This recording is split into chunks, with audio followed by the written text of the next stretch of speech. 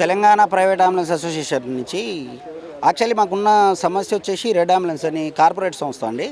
ఈ కార్పొరేట్ సంస్థ వచ్చేసి మా దగ్గరికి ఫస్ట్ అప్రోచ్ అయ్యేటప్పుడు 5% కమిషన్ మేము తీసుకుంటాము, మీకు టోటల్గా బిజినెస్ ఇస్తాము అని మా దగ్గరికి వచ్చి వాళ్ళు సైన్ చేసుకొని మాకు కమిట్మెంట్ ఇచ్చిన తర్వాత నుంచి డామినేషన్ స్టార్ట్ అయిపోయింది. కంపెనీది ఎట్లా అయిపోయిందంటే 100 రూపాయలు తీసుకొని 100 రూపాయలలో మాకు 40 రూపాయలు ఇచ్చే స్టేజ్కి వచ్చేసింది కంపెనీ. అంటే టోటల్ డామినేషన్ నడుస్తున్నది. ప్రజెంట్ ప్రాబ్లం ఏంటిదంటే మా వెహికల్స్కి బిజినెస్ ఇవ్వట్లేదు.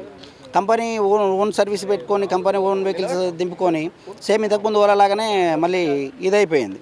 ఇప్పుడు ప్రస్తుతం మాకున్న భయంకరమైన సమస్య ఏంటిదంటే మేము ఈఎంఐలు కూడా కట్టుకోలేని సిచ్యువేషన్కి వచ్చేసినాం ప్రజెంట్. అంటే ఒక పూట తింటే ఇంకో పూట పస్తులు ఉండాల్సిన పరిస్థితికి వచ్చినాము. ఇది ఇంతకుముందు గవర్నమెంట్లో జరిగింది, ప్రాబ్లం స్టార్ట్ అయింది. ఈ ప్రజెంట్ గవర్నమెంట్లో కొంచెమైనా సపోర్ట్ చేస్తే మాకు కొంచెం బెనిఫిట్ ఉంటుంది. బెనిఫిట్ మీన్స్ ఏంటిదంటే మా బిజినెస్లు మేము చేసుకుంటాము. మేము ఎవరినో ఏదో ఏమని అడగట్లేము, మా బిజినెస్లు మేము చేసుకుంటాం. మా కంపెనీ త్రూ ఏంటిదంటే టోటల్ లాస్ అవుతున్నాం మేము. అంటే మా వెహికల్ యూజ్ చేసుకొని ఓన్లీ మధ్యవర్తిగా ఉండి టోటల్ ఈ సంపాదించుకోవడం అన్నది కంపెనీ సంపాదిస్తుంది, మేము ఖాళీగా అయిపోతున్నాము. ఇది ప్రతిసారి ఇట్లా అంటే రిపీట్ అయిపోతూ పోయేసరికి ఏమైందంటే అందరం ఒక హోప్లెస్ సిచ్యువేషన్కి వచ్చేసినాం. అయితే అటు లేకపోతే ఇటు అన్న పరిస్థితులు ఉన్నాము.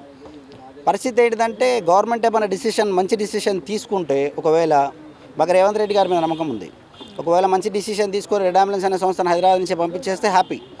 లేకపోతే ఇప్పటి వరకు మేము అహింసగానే వెళ్తున్నాం, కౌన్సిలింగ్ ఇచ్చుకుంటూ పోతున్నాము, ప్రతి డ్రైవర్తో మాట్లాడుతున్నాము, ప్రతి ఓనర్తో మాట్లాడుతున్నాము. హింసకు ప్రోత్సహించట్లేము మేము. ఎందుకంటే ఒకసారి హింస స్టార్ట్ అయిందంటే దాన్ని ఆపలేము, అరికట్టలేము. హింస కాకుండా అహింస మార్గంలోనే నడుద్దామన్న ఆలోచనతో మేము రిక్వెస్ట్ చేస్తూనే ఉన్నాం. ప్రతిసారి అందరిని రిక్వెస్ట్ చేసుకునే పోతున్నాము. అర్థం చేసుకొని మా సమస్యకి మనం పరిష్కారం ఇస్తే మాకు హెల్ప్ఫుల్గా ఉంటుంది. కానీ ఎడల ఎక్కడ దాకా తెగించడానికి అందరం రెడీగానే ఉన్నాము. మొత్తం తగలబెట్టేస్తాం. మొత్తం తగలబెట్టేయడం అంటే మామూలుగా కాదు, కుటుంబాలతో సహా తగలబెట్టేస్తాం. అంటే ఎదుటి వాళ్ళే కదా, మా కుటుంబాలను మేము తగలబెట్టుకోవడానికి కూడా సిద్ధంగా ఉన్నాము. అంటే అడుక్కు తినడం కంటే ఆత్మహత్య చేసుకోవడం ఉత్తమం అంటారు కదా, ఆ పరిస్థితులు ఉన్నాం ప్రస్తుతము. కొంచెం మన కాంగ్రెస్ గవర్నమెంట్ నుంచి సపోర్ట్ దొరికితే, రెడ్ అంబులెన్స్ అనే సంస్థను పక్కగా తీసుకుంటే మా బతుకులు మేము బతుకుతాం. అంటే వాడిచ్చిన బతుకైతే కాదు మాది, మేము సంపాదించుకున్నది. మా అస్తిత్వం కోల్పోవడం మాకు ఇష్టం లేదు. కాబట్టి కొంచెం మాకు సపోర్ట్ దొరికేటట్టు ప్రయత్నం చేయండి. ఈ విషయం రేవంత్ రెడ్డి గారి దగ్గర పోయేదాకా మీరు కొంచెం మా కోసం కష్టపడండి. కొంచెం సపోర్ట్ దొరికితే మా పుణ్యమాన వస్తుంది మీకు, రేవంత్ రెడ్డి గారికి కూడా. ఎందుకంటే దగ్గర 10,000 కుటుంబాలు ఉన్నాయి అంబులెన్స్లను నమ్ముకొని తెలంగాణలో. ఒక్కొక్క స్టెప్ రాంగ్ స్టెప్ అవుతుంది. ఎందుకంటే కార్పొరేట్ హాస్పిటల్స్ ఆల్మోస్ట్ కబ్జాలో ఉన్నాయి ప్రజెంట్ రెడ్ అంబులెన్స్లో. చిన్న హాస్పిటల్స్ కూడా కబ్జాలోకి వెళ్ళిపోతాయి. ఇక్కడ ఇన్ని బండ్లు కాదు, మొత్తం బండ్లే ఉంటాయి, రోడ్లు మొత్తం నిండిపోతాయి అంబులెన్సులతో.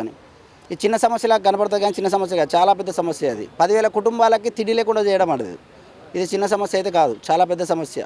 వీరందరూ కొంచెం పర్టికులర్గా సపోర్ట్ చేస్తే, మీడియా మిత్రులు అందరూ సపోర్ట్ చేస్తున్నారు, అందరూ కొంచెం కష్టపడితే మాకు బెనిఫిట్ జరిగే ఛాన్సెస్ ఉన్నాయి. కొంచెం మా కోసం అందరూ హెల్ప్ఫుల్గా సపోర్టివ్గా తయారవుతారని అనుకుంటున్నాను నేను.